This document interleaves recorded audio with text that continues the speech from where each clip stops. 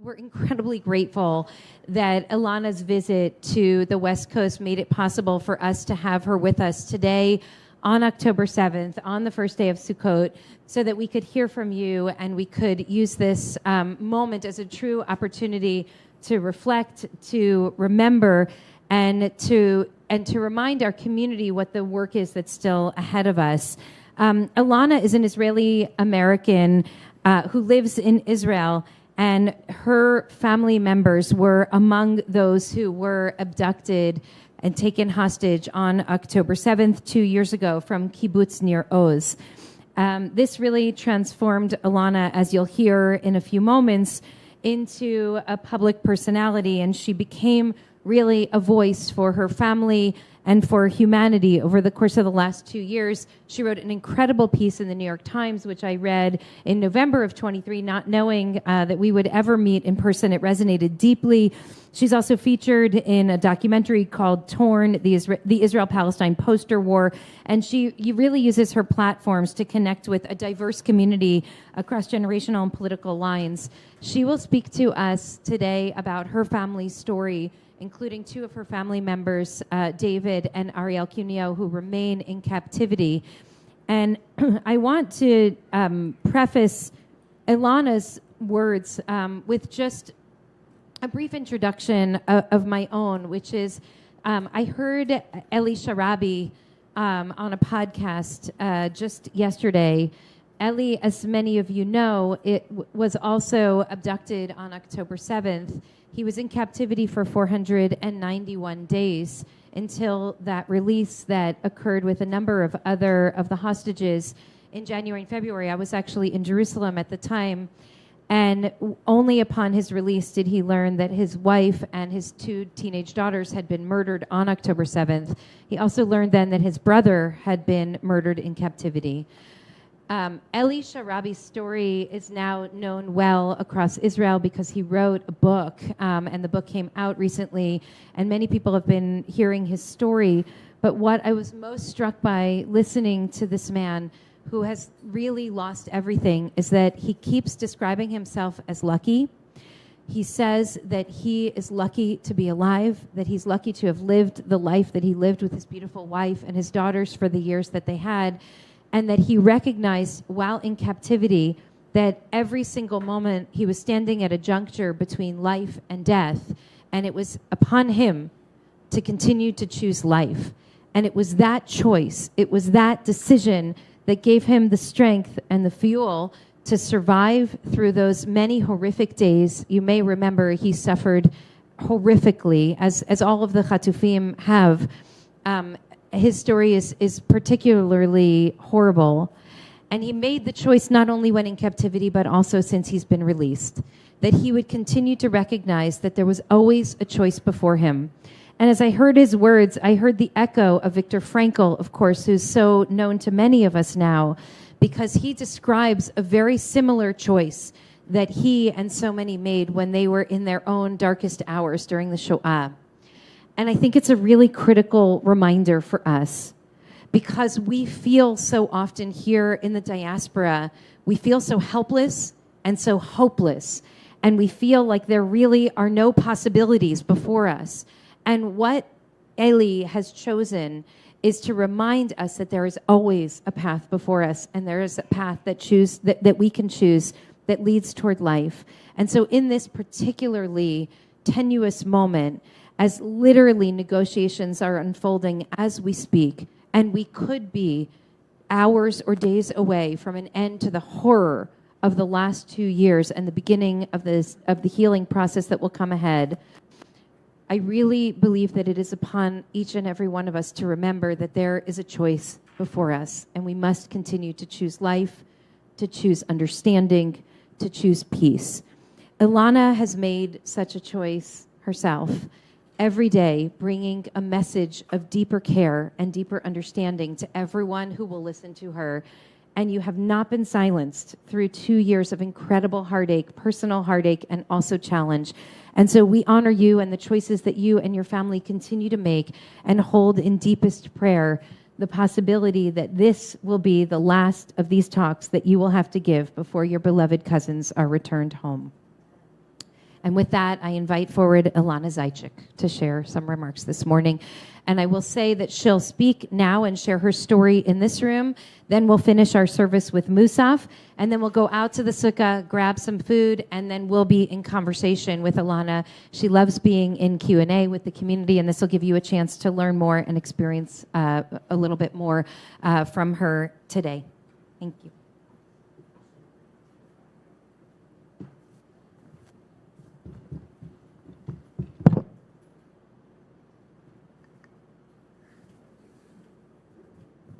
Hi, everyone. Oh, is that better? Okay, I'll try my best. I want to say thank you, Rabbi Brous, and thank you to this congregation and this community for having me. Obviously, today is a really hard day for me, for all of us, but I'm really lucky, like Elisha Rabbi. I'm lucky to have community and to be here with my community. So thank you for that, and thank you for sort of holding me in this space. First, I want to tell you quickly a little bit about me. I grew up in New Jersey. I have an Israeli mother, Yemenite mother. My grandparents made the long journey from Yemen to Israel, and my dad is a Brooklyn Jew. So I'm really your half Brooklyn Jew, half Israeli Yemenite, and despite growing up here in America, I've had the luxury and of being back and forth between America and Israel, and I have a really big family in Israel, and my mom is one of 5, and I was raised with my cousins like siblings, and it was the distance in many ways that made us closer, because the time that we've spent together in our lives has been so intimate and so valuable. And my whole life, I've been very aware of their own fragile reality, the threats against them. I can recall the Gulf War and my grandparents being issued gas masks. I can recall the Second Intifada and asking my cousins not to take the bus. And, then October 7th came, and for me, there is the before and then there is the after. On October 7th, I was here in New York, and I opened my phone and looked at the news just like everyone else, except my cousin Sharon happened to live on Kibbutz Nir Oz, and with her husband and their 3-year-old twin girls, Emma and Yuli. And usually we hear from her. We hear that in our cousins group chat that she's okay, and on this day we heard nothing from her sister, nor her brother. And as the day progressed and we all watched the horrors that unfolded on this very day 2 years ago, I learned that they were missing. Not only was my cousin Sharon, her husband David, their 3-year-old girls, Emma and Yuli, as well as my cousin Danielle, who is Sharon's sister, and her 5-year-old daughter, Emilia, all 6 of them were missing. Eventually, we learned that they were held captive. I saw them actually in a TikTok video being swept away from me. And what I know now, obviously, from their experience is, of course, horror. They tried to stay safe in their safe room, but the terrorists burned the house around them, and the smoke forced them out because they were suffocating. And once they got out of that room, they luckily were not killed. They had the luck of being taken hostage to Gaza. And I started speaking up. I made a choice in that moment. It wasn't quite thoughtful. I don't know that I thought this is what I must do. It was instinctual. It was a coping mechanism. But my voice has always been what I'm good at.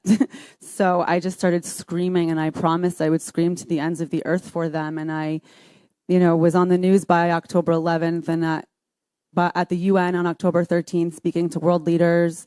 And then I got on the news every single day, and I promised I would speak, and I would demand from our leaders, the ones who are responsible for their lives, to bring them back and to make them the number one priority. And during this time, I'm a liberal, progressive, whatever you want to call it. I'm on the left, and my community around me in Brooklyn, the kind of second shattering of my experience was realizing that they had turned their backs on me, that they didn't care what was happening to me, that my grief wasn't valuable to them and their politics.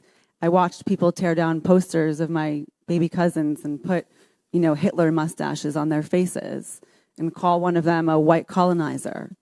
And I realized how my political identity was not serving me.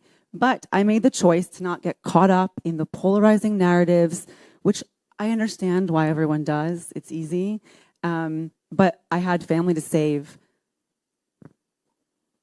So instead of focusing on, hating on the left and whatever it was, I decided to keep going and focus on my family and center them first and to represent them in a way that they would be proud of, in a way that would get as many people as possible to listen to me. And by November 2023, at the end, we got my cousins Sharon and Danielle and Emilia and Emma and Yuli back.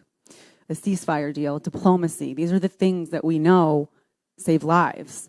So after that, I had a little bit of time to reflect, but David was still there. David was held hostage still, and Sharon describes this as the honestly most horrible moment of her entire captivity was being separated from him. And I knew that we had to keep fighting for him. And then there was this moment where 3 hostages were shot by the IDF in December 2023, and I expected the entire Jewish community to rise up and say, hold on. We need a ceasefire. We need to go back to where we just came from. And that's not what I heard. That's not what happened. And I started to question what is going on here. There have been many moments in my journey where I've seen into this fracture in our community. I didn't know that our community was so weak. I knew we had differences. I knew there were anti-Zionist Jews and whatnot, and I knew that, but I didn't know that American Jews wouldn't stand by my side when I needed them to call out the Israeli government. So I eventually started to become a lot more vocal about my politics, about my care for Palestinians and their humanity, which I already did early on. I was the only person at that march in November 2023 in DC who said the words Palestinian suffering, which to me was alarming. And I felt like I needed to hold space for all of us who are suffering while remaining true to my identity and remaining true to my fight for my family and centering them first. But it was a risk for me to come out in March 2024. I decided to start speaking up about the government, aligning with the protest movement in Israel, and raising my voice and trying to get to, join me and let's speak truth to power. Let's hold these leaders accountable. And what I found was a lot of more pain for me and more suffering, because that didn't happen. Some people did, and I've made a beautiful, gorgeous community, small, but a beautiful one of people who can hold these two truths and who can speak truth to power alongside me and hold these leaders accountable on behalf of people that we love.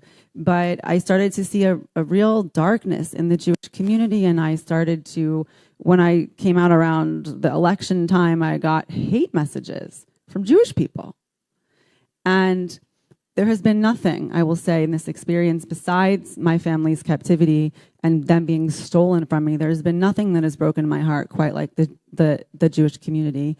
I feel at both ends, people are not able to come together around the hostages, around people in Gaza, and rise above our politics, our egos, whatever it may be, to at least come together for even a fleeting moment to make this all stop. So now that brings me to where we are here, and I have to focus on this deal that we have on the table. It's fragile, like any deal is, but it's a good deal because it's the only one that we have. And we have to keep pushing our leaders to accept. We have to keep making sure that they prioritize the lives of the hostages and the lives of Israelis and the lives of Palestinians.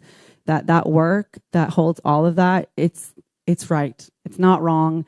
And just because there are people who may tell us otherwise, that doesn't mean that we don't keep elevating our voices and choosing that path. But we also have to do a lot of work in our Jewish community. And so one of the things I want to leave you with as a Jewish community is to ask you to go speak with the Jews that you don't agree with, the ones who you feel like have betrayed you, the ones who have maybe broken your heart in their politics and the things that they've said, and take them out for coffee, have a conversation, because our world is very broken and there's only so much control that we have in sort of this hard container of fate, but we can choose to make it better and start within our own community. And that would be the best thing that you can do for me as someone who has been through this horrific experience. So I'll leave that with you to take from here. And thank you very much for having me. Chag Sameach. Alana very graciously offered to do some continued conversation with us and some Q&A. And I know you mentioned that the Q&A has been really meaningful in various communities that you visited. And we're all holding so much on our hearts. I just wanted to start by reflecting on what you shared today, because the way that you spoke about our Jewish community was really resonant. And you said it in such a profound way that I just want to lift it up again and give us a chance to... thank you. There we go. Okay. I just wanted to give us a chance to think about what this means, that aside from the initial anguish of the reality of October 7th and the massacre of 1,200 people and the abduction of 250 people, including your family, there was this deep sense of loss that followed, I think, very quickly after, from realizing that many people who are part of your political home and also part of our own Jewish community it diminished the loss that you were experiencing and that so many in Israel were experiencing and so many in our broader community, because it didn't align with their political agenda. It was hard to hold Jewish pain and Israeli pain for a lot of people who had a certain understanding or paradigm of good and evil, and in which Israel is on the side of evil. And so whatever happens to them, that pain it becomes invisible. And that was kind of an initial pain point that you experienced. And then you described a couple months later, realizing that there's a whole separate quarter of the Jewish community that also in some ways relegated your pain as a hostage family to kind of second tier because of their, in the spirit of their deep love of and support for Israel, which meant that it would be hard or impossible for them to criticize or even condemn this government for its continued insistence that war was the only answer, when you personally had experienced that negotiations and deal was the only answer and the way to get people home.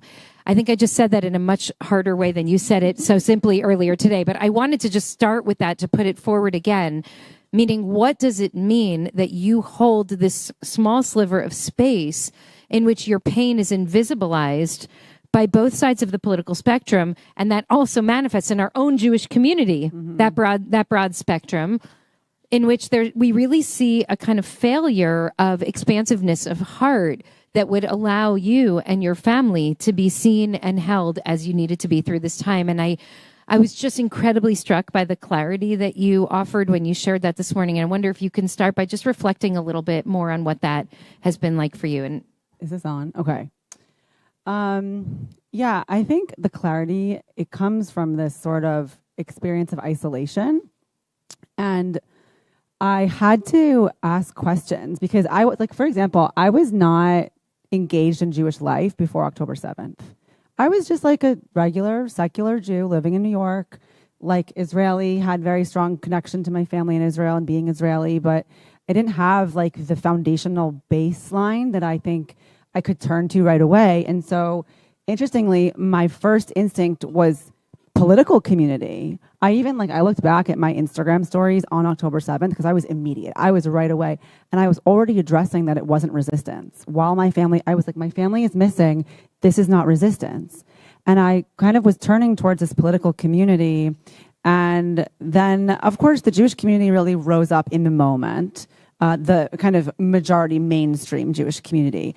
And many of my kind of leftist Jewish friends, or I was frustrated seeing things like JVP, and I was just so overwhelmed that I had to believe that they were brainwashed in some way or another.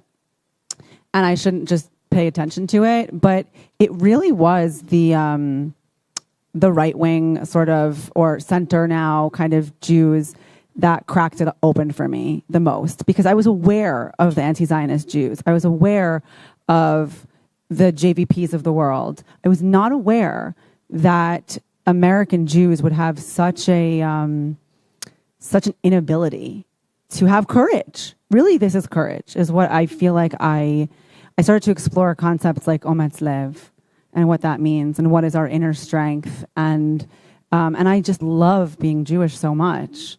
And so I think it was so painful that I had to find answers. I'm a curious person, and I am a solutions-oriented person. So I wanted to fix it and find the answers. And it was that journey that led me to sort of seeing all of these fractures. But it was a choice. Like, I had to choose to ask the questions. I know that people here are going to have lots of questions about even some of what you just said, and I'm looking forward to having this conversation. It's so hard to talk about it. And I also experienced almost immediately this sense of like betrayal, I think, from a lot of people who I loved and who were very dear to me. And that was really hard. It was hard for American Jews or diaspora Jews who don't have family members who were abducted. There was a sense of, how is it possible that this is not seen as an atrocity? And I've been struggling with that for the last 2 years. And I also have seen that there were people who kind of immediately saw and feared that that the attacks of October 7th were going to lead to a kind of unleashing of a reign of terror on Gaza that would do, in a way, exactly what it's done. And they were searching for a language to say, I'm horrified by what's happened to the Jewish community on October 7th, and I'm also terrified of what's going to come afterwards. And it's very hard to say both those things. Yeah. And I think, unfortunately, most of the people in the public space who held that concern just left off one part of that story or the other, spoke publicly about their deep concerns about what would happen in Gaza, but failed to mention that they were also horrified and heartbroken by what had just happened. And I read a piece in Haaretz just a couple of days ago that I was so moved by, that essentially Nir Hassan made an argument that there were two great tragedies that befell the Jewish people in the last 2 years. One is October 7th, which not only took so many people's lives and left so many families like yours in limbo, but also destroyed Jewish sense of safety and security in the world. And for so many people who felt like there's no place in the world that's safe for Jews except for Israel, and the birth of the state of Israel means we won't have to be victims of history anymore, but we can be agents of our own destiny, etc. That was really shaken or even destroyed on October 7th. And he said the second great tragedy is what happened in Gaza in the aftermath, and the absolute destruction and devastation of Gaza, and what he describes as, and what I also see as, really the breaking of the Jewish value system, that we broke our own moral code again and again and again. And he says those are equal, or even one might even be worse than the other in terms of the pain point to the Jewish soul. And so I think it's hard to even say those words. And I'm sure some of you are like, really, Brous, again? We were here for Rosh Hashanah. We need this again. But I think it's hard, and yet I want to say it out loud, because I think it's so many people in the public space failed to say both of those things out loud, and it led to either an abandonment of people like you and your family, or it led to an abandonment of the people of Gaza. And neither of those is something we can stand by. So I want to just acknowledge that even from the depths of your own pain, that you could stand in November in Washington, D.C. and talk about Palestinian suffering feels to me tremendously significant, because you are already trying to awaken the Jewish moral imagination to the reality that was unfolding very quickly before us. Thank you. Yeah, I think for me, I have the benefit of being from these two places. And like growing up here in a very liberal Jewish environment and having those values instilled in me from my dad, from my mom, from growing up with like in Israel that I knew. I grew up during like my formative years were seeing Rabin and the peace process and believing in that. And so I didn't like have the same experience as maybe some people younger than me. But I came with that. But I also have such a cultural relationship with Israel and Israelis that I'm able to, I think, navigate between these two things because they all exist inside of me. Like and I've done a lot of therapy in my life before this. So I'm very kind of aware of like somatically how things are feeling in my body. I started to explore things like, I don't like that a Palestinian flag makes me feel this crazy. I don't like this feeling. And that sort of exploration led me to push myself a little bit further, perhaps. And I think I will say, like, you mentioned language. I don't think that language is a skill. I don't think people have the words. And I think that I like to write poetry. I like metaphor. It's in my nature. And I don't expect that everyone has that in their nature. And I don't think a lot of our leaders have that in our nature. I think you do. I think rabbis do. I think those who are spiritual and study texts and find ways to apply it to the world have a way of finding the right language. But I don't think we're living in a world where our leaders are giving people the right language, whether it is to describe their own suffering and their own betrayal, or whether it is to advocate for more than one group of people. And I've tried as best as I can, knowing that I think I have a knack for language, to give people other things they can say, because we have better words. We have better words than Israel has the right to defend itself, or, resistance by any means necessary, or whatever, they're sloganeering that has taken over our world. And I think, we need to find better words. I think that our community all knows this story, so forgive me if you've heard this before, but I was at UCLA the Sunday that the campus kind of exploded, which was just a couple days before it became actually really violent. And I don't know if anyone else here was there on that day. Were you on campus that day? There was the encampment had been set up for some time, and the idea was that there was a call to the broader Jewish community to come and defend Jewish students on campus who were forced to confront this encampment and weren't able to get to classes. But what it did was it essentially drew an extremely right-wing crowd of Jews to campus, and they surrounded the folks who were part of the encampment. And so there was protest and there was counter-protest. And people were in very close physical proximity to each other, and they were shouting at each other. And I got there, and I was horrified and very scared that someone was going to die. That's what I thought. Someone is going to die here today. And so I was trying to navigate between them. And it was a little bit scary because they were really face to face. And every now and then there was a punch thrown, but mostly people were screaming. And then I found the Standing Together folks. There were like 13 of them. And we walked together through the two groups and tried to separate out people and say, please go home. This isn't helping, like trying to de-escalate. Now, as some of you have heard me say, the most extraordinary thing happened because everyone's chanting and everyone's shouting. And then the Standing Together folks started to say in the bullhorn, from Gaza to Tel Aviv, all children deserve to live. And just chanting it over and over and over. And I literally saw that people in the pro-Palestine encampment started to chant with. And then some of the people also on the other side, on the kind of pro-Israel counter-protest, also started to chant. And I realized, and it wasn't this transformative moment for anyone other than like the few of us who witnessed, this happening a little bit. But what I realized was people really did not have the language. And when an Israeli American peace builder with his Palestinian partners in the purple shirts starts saying these words, people are like, yeah, that actually makes sense, because it's true that from Gaza to Tel Aviv, all children deserve to live.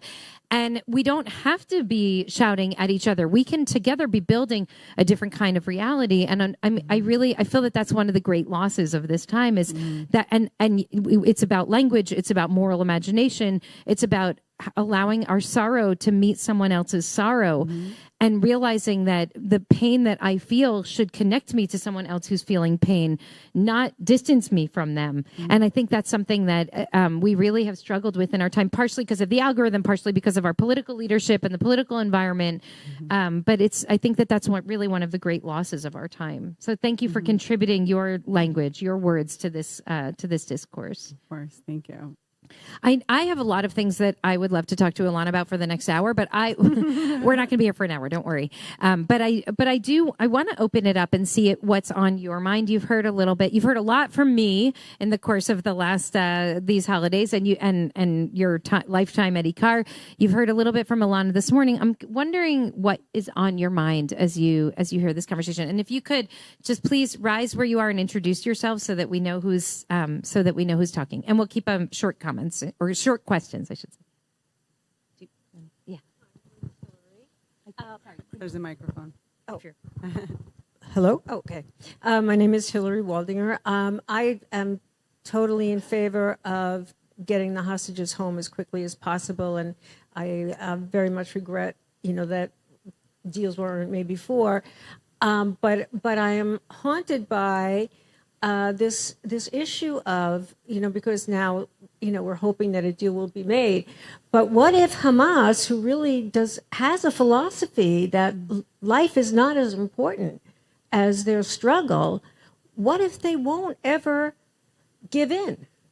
What happens then? Can Israelis be expected to live next to a terror state all this time? So that's the problem too. How do you, when you believe in love, but you're dealing with people who don't, what do you do? Sure. A few things. There are people on both sides of this conflict who are deeply traumatized, and very much so because of that, scared and hateful. Okay? And what I learned in terms of Hamas and my own fears, because of course I'm afraid of that, is I have to be more comfortable with uncertainty. I have to actually ground myself in the fact that Israel is a nuclear power. Israel, as heartbroken as I was on October 7th and my belief that I would always be safest in Israel, I still understand that there is a power dynamic at play that can lead us to a better future. There is, in my view, there's no way to eliminate Hamas militarily because, to your point, it's an idea. But what we need to do is we need to challenge that idea with better solutions. And in the plans that are on the table, there is an important factor that will bring in other Arab leaders and Arab nations who have experience in eliminating Islamism and jihadism from their own societies, and they will become our partners. And that's what peace agreements allow for. Agreements with Saudi, for example, will allow for transformative opportunity to change the dynamic within Gaza, within Palestinians, in terms of that ideology, as well as creating a better life for them. The truth is, if you are not living under occupation or you have your basic needs met to raise your children, you're going to be less vulnerable to join Hamas. And right now we know they're able to recruit people because they're under this war and all this suffering. So it's a little bit of trusting in our leaders who we haven't trusted, but believing that in diplomacy. And then secondly, being a bit comfortable with the uncertainty of it. I'm going to also just add to this that it became clear very quickly after October 7th and has become even more clear over the last 2 years, the many layers of intelligence failure that led to October 7th and made it possible. And I would really like to see in that self-reckoning and self-reflection that needs to happen with real internal investigations in Israel, at least as much attention paid to the internal failures that paved the way for this as there is to the fear of a future October 7th by some future group, whether it's Hamas or any other. And I think that it is every people's responsibility to protect itself. And the way to protect itself is not to quash the enemy, but to establish ways of keeping our people safe. And so I don't see those two things as I don't see that. And I'm just add one more point here, which is initially when the response to October 7th began, when that war began, the stated objective was to get the hostages home and to make sure that Hamas did not have the capacity to engage another October 7th. And that line kept shifting. There were many opportunities to get the hostages home in which the government essentially said that's no longer our priority, now openly admitting it for at least the past year. And then it became not only making sure that Hamas could not engage another October 7th, but that Hamas was utterly eliminated. And so that line has continued to move. And I think it's not only trauma that's driving extremism in both Palestinian and Israeli leadership, but also ideology, and often religious ideology.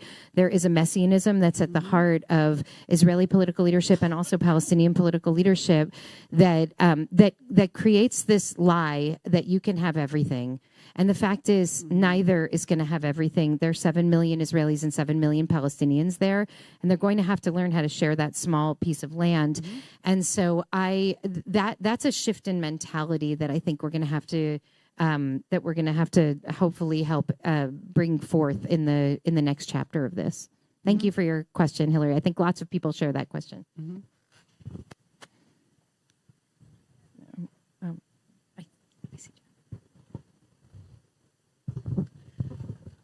What most resonated, just because I'm from where you are, was the reaction of your fellow Jews to like, so what? Like, big deal. They didn't get it. And I guess you're such a hero. It seems like Jewish values are becoming less and less accepted by even the whole Judeo-Christian, all of those values in a global culture that seems to now be embracing cruelty and violence and legitimizing it. It's the leadership of our country, but it's also our culture. We put those people in those positions. So what's your strategy to fight that? Can it be fought? I think what I have seen, right, is that politics have become our culture. And in the Jewish community, we used to look at things like Reform, Conservative, Orthodox, Hasid, and politics. I've always loved, I think, being Jewish because I've always had family members with varying politics, and that wasn't an issue because something bound us. And maybe in many ways, we did have the Holocaust and that to bind us for a very long time. And we still have that, but that's not strong enough. It's not a strong enough thread. And I think we have to develop maybe a newer or a thicker thread to weave within our community to begin and develop relationships. So I've tried to maintain I cultivate a lot of relationships in the community with people who I do not agree with on everything.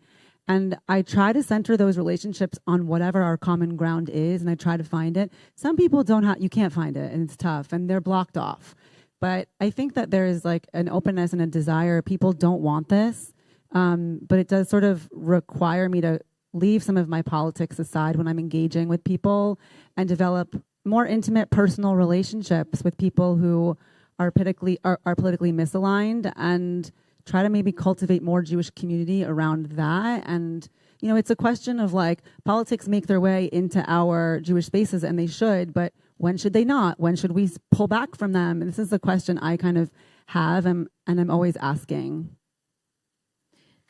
And I'm going to just add to that before we go to the next person. Ben, you can make your... Akiva, did you have your hand up? This conversation is turning out to be a little different than I had imagined, and I just want to name it and acknowledge that I'm grateful for it, because it is October 7th. We are 2 years after this most horrific, atrocious event, and then 2 years into the terrible devastation that we've witnessed since. And I really appreciate the tone of the conversation right now. And to your point about we need to be willing to speak to people who really see things not exactly in the same way. I appreciate the respect that people are showing each other here and being willing to both ask questions and also to hear things that might be uncomfortable. And I think that's kind of a hallmark of our community. And you also don't need to agree with me just because I'm one of your rabbis. So thank you for the tone of this conversation. Before Akiva's comment, I want to share to Alana's last point, a story that I told in a sermon. Actually, I remember it was up here on the roof about maybe 6 months in to after October 7th, when I shared about the students in something that a member of our community had shared with me, that there was a group of students who were very deeply connected to Israel and connected to the Jewish community, and they made this effort to reach out to Jews who were in the encampment and just come together and sit together and talk about our broken hearts. Instead of saying, you're outside the community, which is the way that, frankly, the established Jewish community treated many Jews who were identified with like the ceasefire movement, especially early on, saying like, you're outside the bounds. And I literally sat in Jerusalem in that first summer afterwards and heard one of the great thinkers and community leaders say to a room full of 400 American rabbis, if you are part of JVP or if you're part of the ceasefire movement or if you identify as anti-Zionist, you are outside of the Jewish family. And I turned to one of my colleagues saying, well, he just kicked half of these rabbis' kids outside of the Jewish family. So like what do we gain when we say like you're out and you're in? And I so appreciated this moment that in the university that a small group of students essentially said, like, we are very connected to Israel and very much aligned with the hostage families and in support of getting the hostages home. And there are other Jews who are on the other side of this. Instead of screaming at each other, why don't we sit together and have a meal and talk? And one of the students who went said it was the first time in 6 months that I felt that I was part of the Jewish community. Mm-hmm. And so what does it mean to actually be able to sit together and have these conversations when we're all brokenhearted? We also need each other. Mm-hmm. And so I thank you for even the end of your talk inside this morning was an invitation for us to try to stretch ourselves to engage one another instead of creating these harsh boundaries that we think will protect ourselves and protect our hearts, but actually are only going to make us weaker as individuals and as a collective. Mm-hmm. Akiva. Hi, I'm Akiva. Sort of, I guess, down to a sort of specifics for your family's experience. After they were back from captivity, did they share with you where they'd been held, if they were aware where they were being held, and were they at all aware of what was going on around them in the Gaza Strip, in the general area? Did they hear something? Mm-hmm. Did the Hamas people talk to them about what was going on? What happened? Yeah.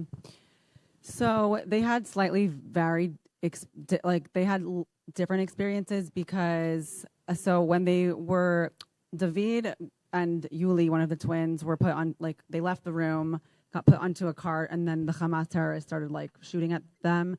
So Sharon and Danielle and the other two girls were stuck in there. When they were taken out, Sharon and David and one of the twins, Yuli, went in one way.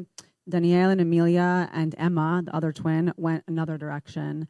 And when they got Sharon and David and Yuli into Gaza, they put them in a house, like a civilian household of some sort, in a room that was locked and guarded by Hamas militants.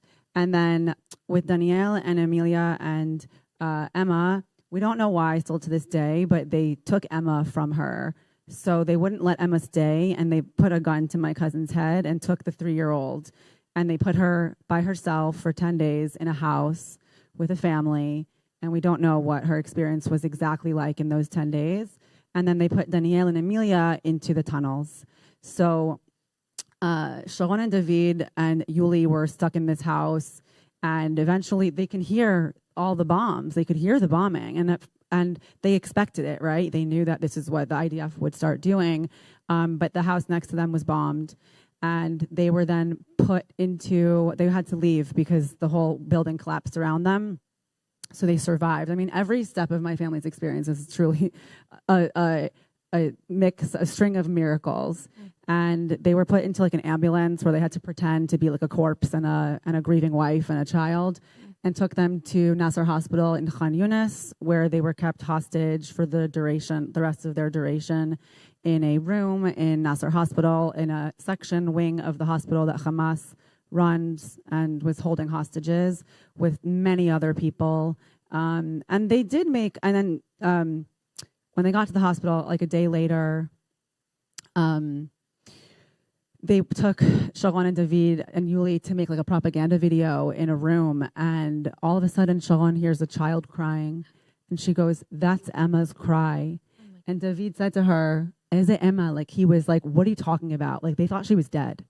And all of a sudden, like, a nurse walks in the room, like a male nurse of some sort, and just hands Emma, and she's wailing and she's crying and she's screaming, and she didn't even like know what was happening. And then as soon as Sharon started to like sing her like a song or a lullaby, she knew she was able to calm down. And this was after these first 10 days, they were able to reunite them. And I have to say, on that part of it, I don't know, right, if it was they're identical twins, but they're only 3, and we don't know if Hamas knew. But what I do feel like is, if we hadn't been speaking up about them and putting their faces all over the news, which Hamas watches, maybe they would have never known. Maybe we did something to be able to unite them in this way. And the rest of their time in captivity was very horrific, in a very small room with really very little food or water. The children cried every day. They all got sick with something. And they did sort of like speak to the guards, and like Sharon, she made like a deal. There was an elderly woman who had like she didn't have this before, but she had been so traumatized she needed like a diaper, and Sharon made a deal with the guard that she would deal with that and change her diaper if they would just give her a cigarette every day, just to have something to like calm her down every day. And then Amelia and Danielle were in the tunnels. Amelia had a lot of contact with the Hamas terrorists down there. They took a liking to her, and of course, as a mother, you're like, fine, you're going to give my daughter candy, go ahead, please, anything. But they were stuck in these very damp, dark tunnels in like a room, like a cell. It was disgusting. They had nothing to do, obviously, all day. It was hard to breathe. Like, the tunnels are very humid, and they lack a lot of air. And they experienced things like, when the IDF was close, the terrorists would come near and prepare, because their orders were to kill if the IDF came close to the hostages, and they could feel these things around them all the time. And it was, as you can imagine, torture. But Hamas doesn't really. Sometimes they engage, but they also don't speak the same language, which is its own problem. Meaning Arabic Hebrew, or meaning I think every single person between the river and the sea should speak both languages, because we talked about language and words before. I see how much gets lost in translation between these two people who have actually a lot more in common than people want to allow us to admit. And if they could speak the language, there are so many commonalities between the languages. If they could speak to each other in their own languages, I think they would connect a lot more deeply.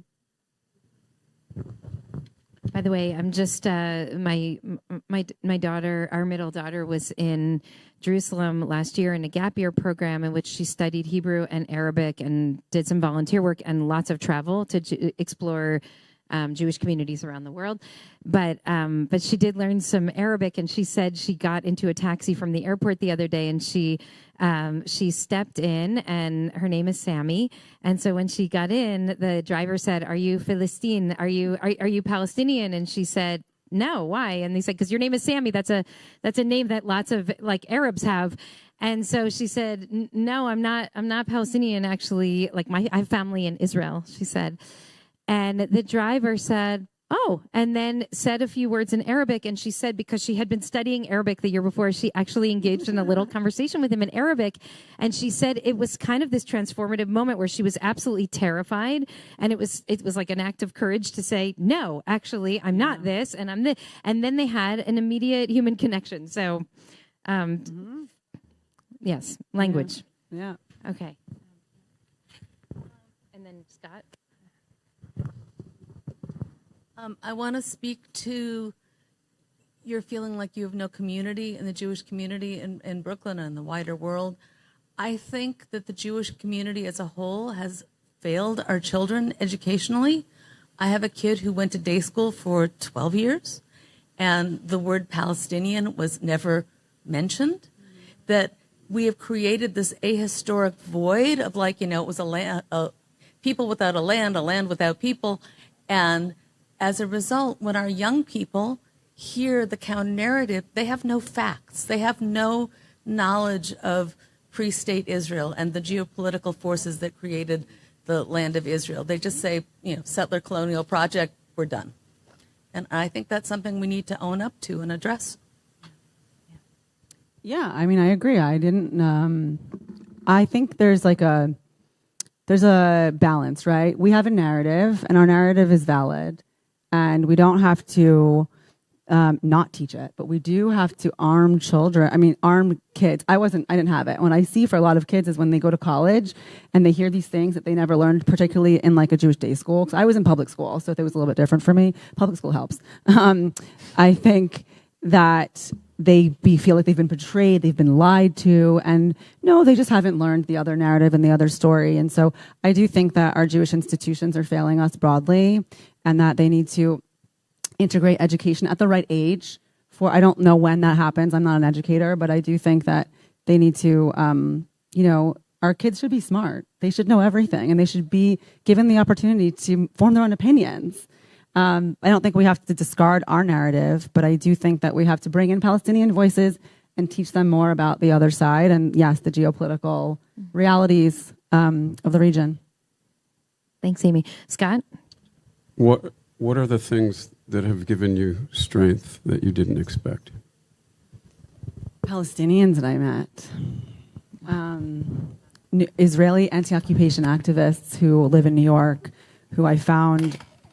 They created a new space because kind of very omdim b'yachad, kind of adjacent. That's standing together's name in Hebrew. Because they couldn't be a part of JVP, and if not now, I'm not someone that can either, but they were struggling with the American Jewish community, and I made a lot of new friends. I met new Palestinians, and some of this, I had to sift through Twitter to find some of these people. Or they found me, and then once I did, though, we started to develop real relationships. Palestinians in Israel who I've become really close friends with, who send me beautiful messages of hope and love and support. And it's not sensational, right? Peace isn't sensational, but their words are meaningful to me. Moj, who I know connected us originally, is a new friend. I made a lot of new friends, and I wasn't, I'm kind of old. I wasn't expecting to make all these new friends this late in life. And so it's been this really beautiful thing. I'm older than you think. That's why I'm saying that. But it's been really beautiful. Yeah. So that's been a silver lining.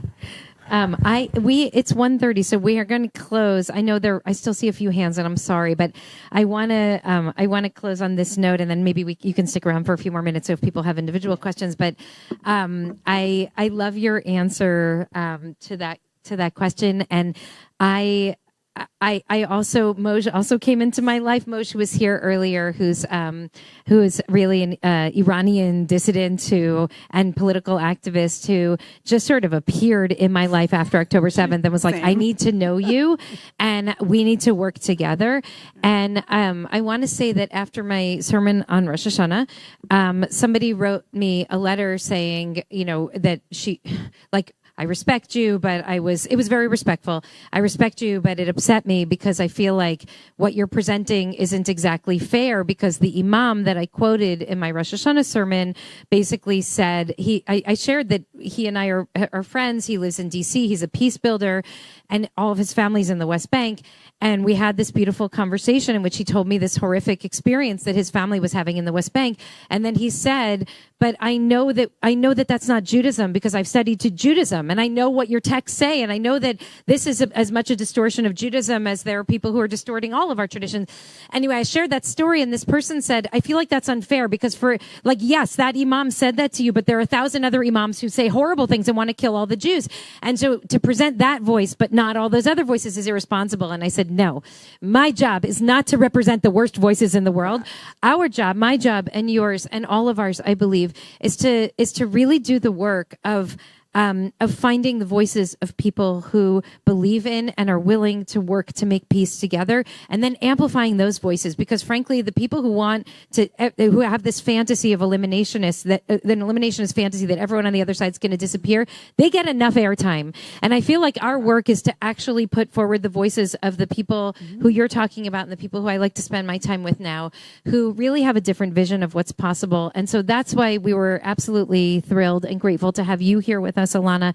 I really bless you with continued strength as you now engage the world really as an activist with a voice that is so desperately needed in this time. And as I said to you this morning, I hope and pray with all my heart that this is your last talk that you have to give before you can say, and then my cousins came home, and God willing, you'll be able to go and celebrate and eat and talk and laugh and weep together with your beautiful family very soon, reunited. And I really thank this community for engaging in a medium tent conversation here, in which we don't all see things exactly the same way, but we can hold each other with love and respect. I'm really grateful and moved, and look forward to continuing the conversation with all of you.